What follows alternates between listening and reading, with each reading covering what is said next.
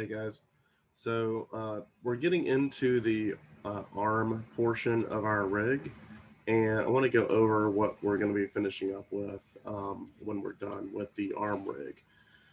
So this is going to be a section that's going to be referring to the IKFK ARM switching or ARM switch rig.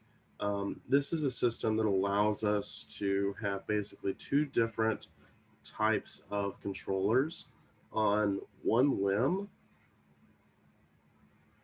and allows us to get a really wide range of flexibility or usefulness out of the arms or out of the really any honestly, this could be used for a bunch of different types of appendages, but this is going to be introduced on the arms. You could also have this on legs if you wanted to. So again, it's called IKFK arm switching.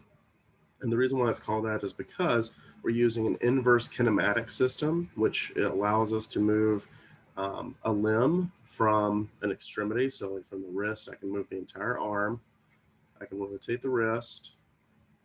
And I have finger controls, as well as thumb controls, and an elbow control that I can use to rotate the wrist, okay?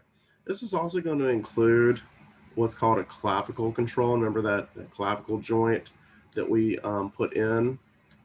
That's what this allows us to do, is basically shrug or lift the arm up a little bit more.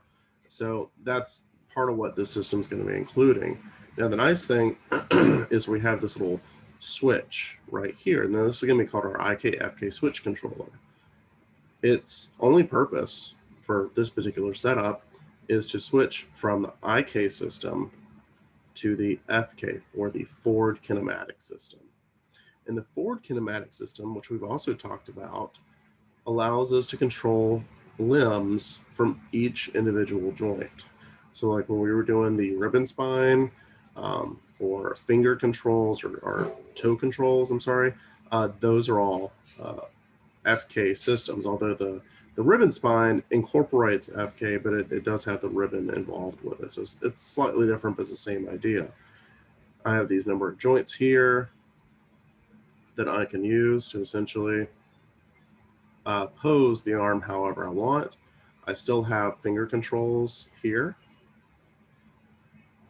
that I can use to move the fingers, and it works really quite well, okay?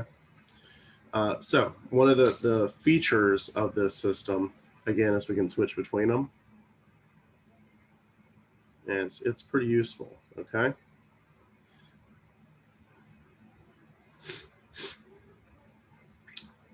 So some controllers that are going to be required for this portion are going to be a clavicle control. The FK system is going to include shoulders, elbow, and wrist. And then we're also going to have a IKFK switch con that's going to actually be connected to, remember that null joint we created? It's going to be connected to there. And we also have these finger controls.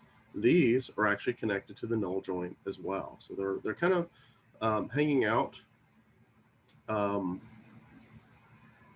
of moving along both systems for the ride. Now, something you're probably not noticing is this system actually is 3 joint systems. Little, General Grievous joke can be inserted here. So what's going on is we have the joint chain that we've already laid in. This joint chain here is the arm joint chain, okay? And then on top of that, we're going to also create the left IK shoulder, elbow, and wrist. And then we're going to be creating a left FK shoulder, elbow, and wrist. And we're going to be using a series of orient constraints that essentially are going to influence, as let's say 2 parents are going to be influencing a child, which is going to be the skinning joint chain, okay? So we're going to be having two controlling joint chains that are going to be influencing a child joint chain. So kind of like real world parenting, I guess. And you'll see that when I move one, it kind of partially moves the skinning. And then when I move the other one, it also partially moves the skinning. So they both have control. And the switch here is what switches the power, switches custody from, let's say, IK to FK and back again. Additionally, you'll see that when I switch from FK, you'll see that I have my FK controllers turn on and off, and my IK controllers are off right now. But if I go and switch back to IK, what's going to happen is my my FK controllers disappear and my IK controller appears. And the reason why we do that is because we want to make sure that we don't clutter the scene with too many controllers. So we want one controller system to turn on and the other controller system to turn off, just so it simplifies the process for us. At both times, we will still have that clavicle control. That's going to be here. We're going to always have the switch con is always going to be on whatever system is live. And then also the finger controls are always going to follow the main joint chain, the skinning joint chain. So those will always be present. So we're going to be doing that on both arms. And it's a pretty cool system. This is going to be quite heavy when it comes to us working with what's called set-driven keys. So that'll be a little bit more involved, but we can definitely get through it. It's easy, and you'll just need to go through and take your time. You need to make sure that you're naming all of your joints, because if you don't, then you can get confused. And just try to keep everything as organized as possible.